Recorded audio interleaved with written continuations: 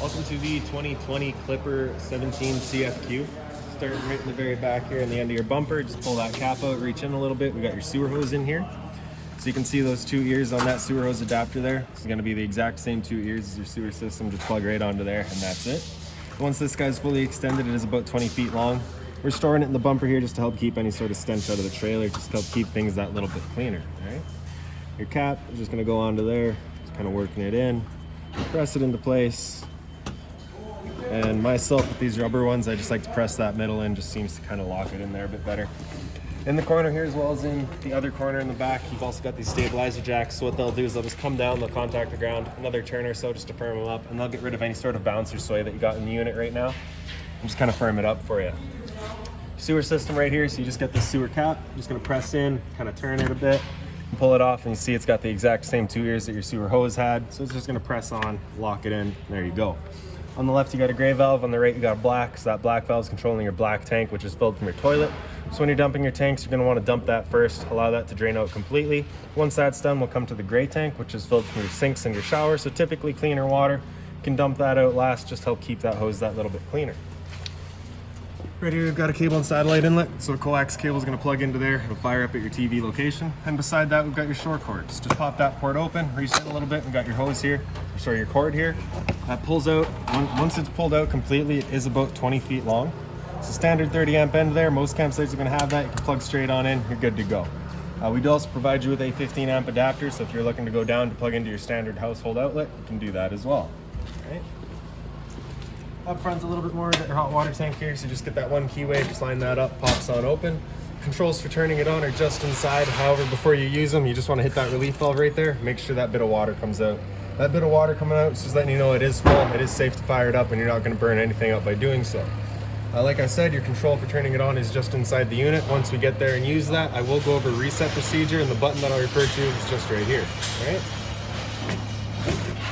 Forward a little bit more, we've got your fresh water port here, so just gonna unscrew that guy, take a water hose, plug it into there, turn on the water, and that'll fill up your fresh water tank. You know that tank is full once it starts spitting water out of that vent beside it there.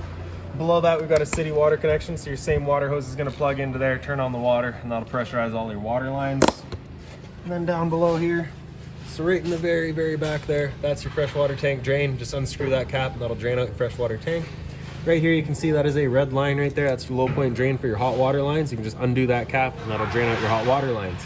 Kind of up by the frame beside it is another cap there. So for your cold water line, undo that cap, same idea, drains out the water lines. The purpose of that being is if you're leaving the unit for a while or looking to winterize it, you just want to drain all that water out so it's not going stale or stagnant on you. Storage compartment here right up in the front, so you can see we got your water hose in here, as well as that adapter I was telling you about. So your 30 amp end into there, 15 amp into your standard household outlet. And it does see straight through to the other side. In here, we've also got the weight distribution hitch that you've opted to go with. So that's all set up for you. Into the front of the unit.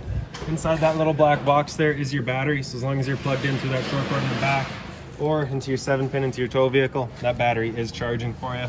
You can see the 2 hangers here for your weight distribution hitch. You got your propane tank here as well. So standard barbecue style tank. You're just going to turn that valve to open it up. And that's that. Up front, you get the standard tongue jack. One way's up, the other way's down. On the side of the unit here, you've got a solar panel plug-in. So you just take your 2-prong plug it into there, and that'll charge your batteries. Beside that, your other end of your storage compartments. This does see straight through to the other side there. You've got your little jack in here for running all of your stabilizers. This compartment is also accessible from underneath your bed in the front there. These 2 ports here are just vents for your fridge, nothing back there for you to worry about. Right here is GFI protected outlet, so if you want to make coffee or toast outside, you got the power to do so. Straight up here is a vent for your stove, so of course propane stove, whenever you're using it, is putting off fumes, so you got a fan in there in your range hood just to help evacuate those fumes. You just want to make sure this flap down here is open so that those fumes can make their way out. Once you're going traveling and ready to close this guy back up, you can just kind of press it in and you'll feel it kind of click into place, and that's that. Right here is the exhaust for your furnace. If you're ever running your furnace, you just want to make sure nothing's drooping over that. It does get hot. And lastly, we just got the little leash lynch in the back there.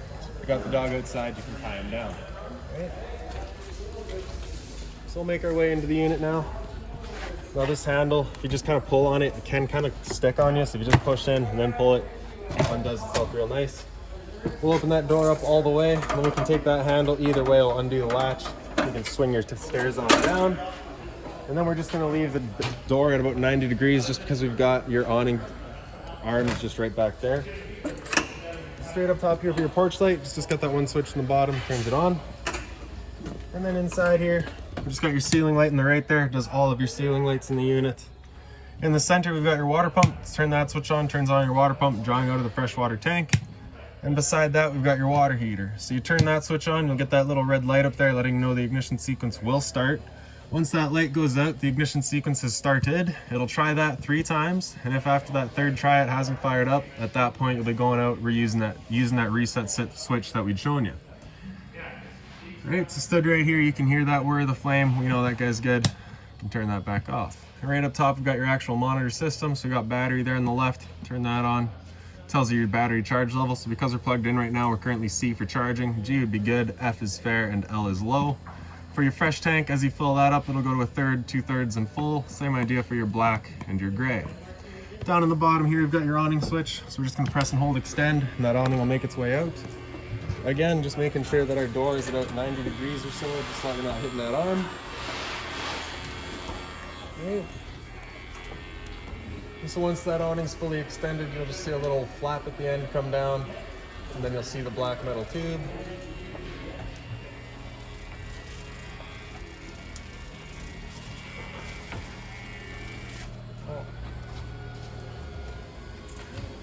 There it is. Just a little sticky right now, I guess. All right. So there we go. Once you see that flap in the tube, that's it. You're fully extended. Now, if you were to continue extending, it will actually wind itself up backwards, in which case the fabric will be underneath your tube, allowing it to then hold water and accelerate the growth of mold and mildew. So what you want to do is you just want to make sure that that fabric is always over top of that tube. Now, if it were to start raining, it's going to be holding water anyways. So what you can do is just loosen off this knob right there, pull this arm in, tighten that knob back down real good, and then you can see that changes the pitch of the awning out at the head, allowing water to then run off. Now if you like that angle better, just because it does give you a bit more shade, you can do the same thing up at the front, hold the whole thing down a bit lower, and get yourself that shade. Once we're done, we're going to loosen it back off, make sure it is fully extended, and then we can bring it back in. So pressing and holding retract, makes its way back in. Again, just making sure that fabric is over top of the tube.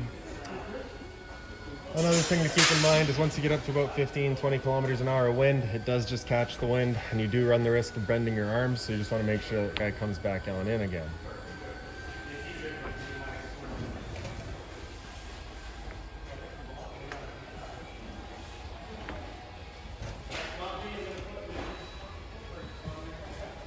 There we go. All right.